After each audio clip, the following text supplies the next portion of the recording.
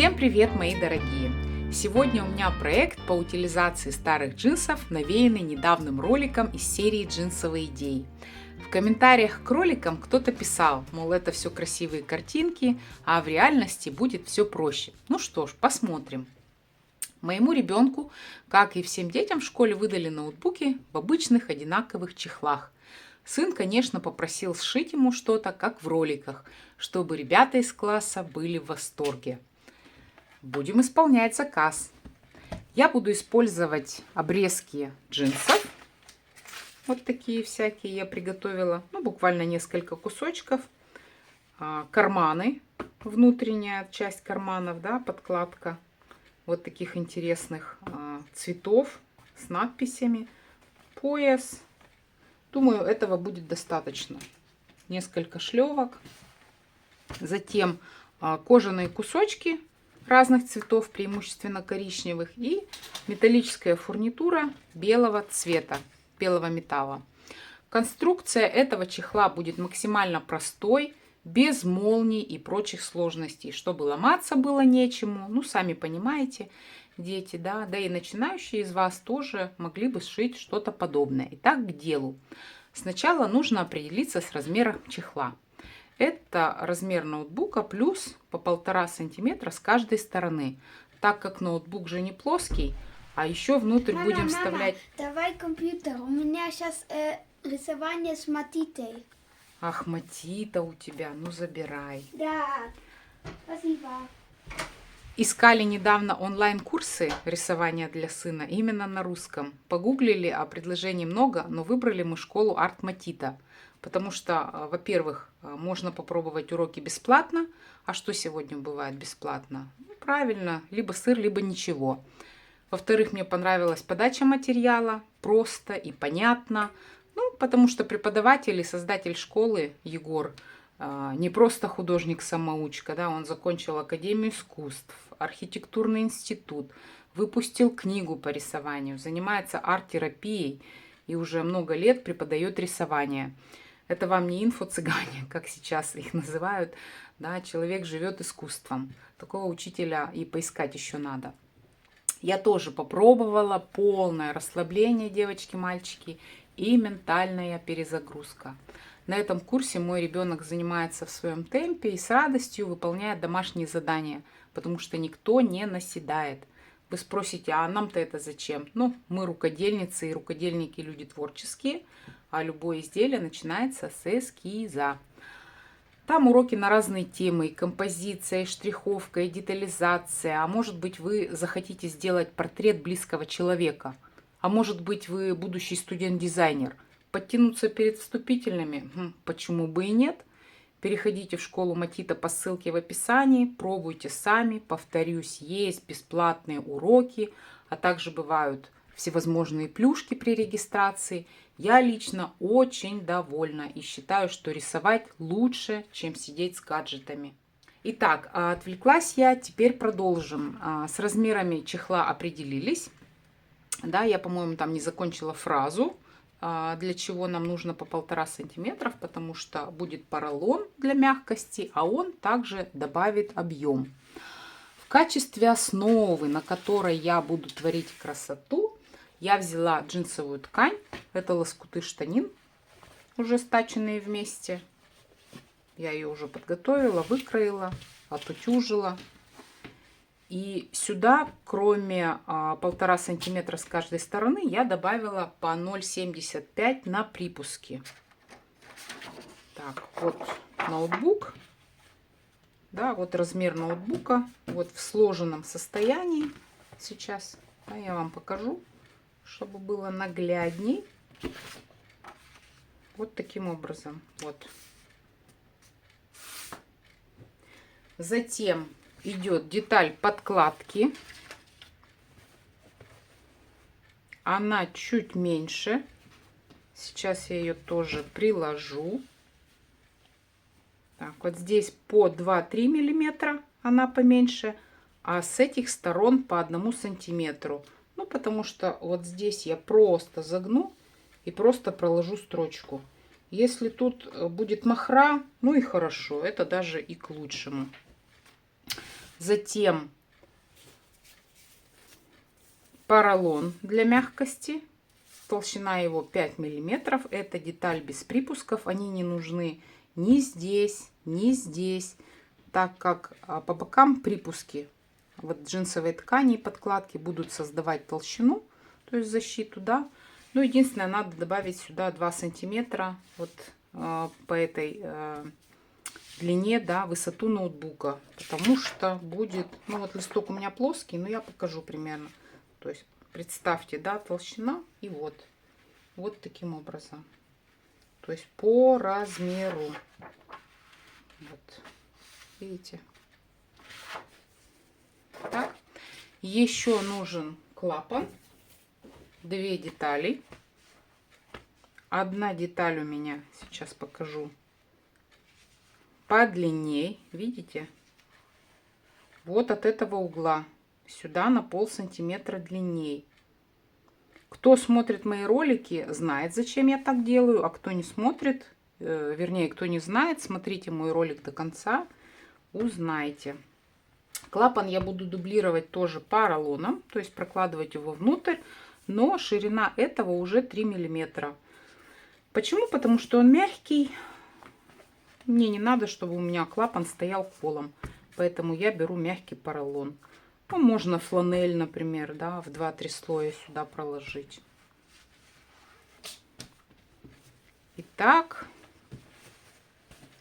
начну творить. И творить я начну, наверное, с клапана. Начала я было украшать клапан, а про размеры клапана-то забыла сказать. Смотрите, ширина клапана. Вот ноутбук. Добавляю здесь припуски. Никаких 1,5 сантиметров с каждой стороны здесь не нужно. Только припуски. И длина клапана здесь у меня почти 9 сантиметров. И здесь 22,5. Ну и форму сами смотрите, можете просто сделать углом, можно закругленная, кому как нравится. Все, я погружаюсь в нирвану, занимаюсь творчеством. Пристрачивать все эти кусочки я буду строчками декоративными, либо плотным зигзагом, чтобы они у меня сочетались вот с кусочками кожи. Буду вот такими нитками работать.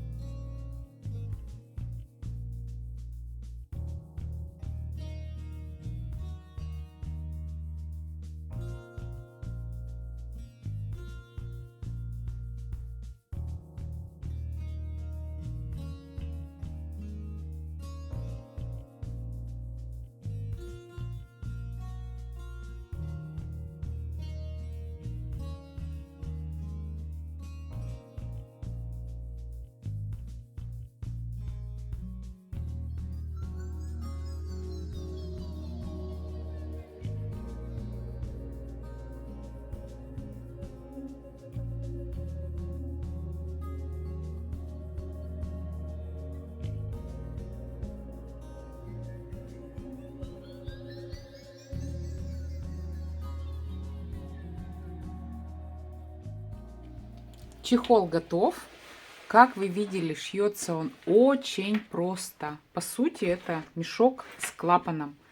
Я бы сказала, что получилась сумка-планшет ходового формата А4.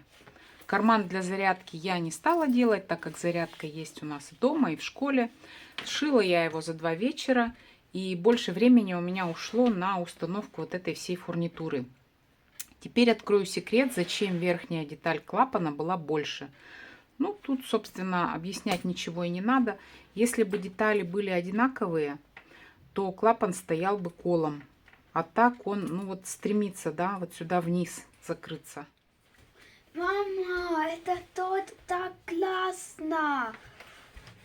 Вау! Вообще, спасибо, мама.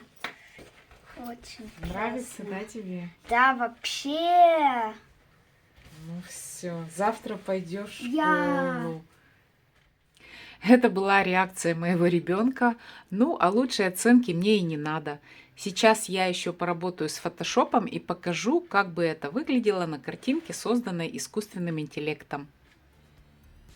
Мне кажется, не сильно и отличается.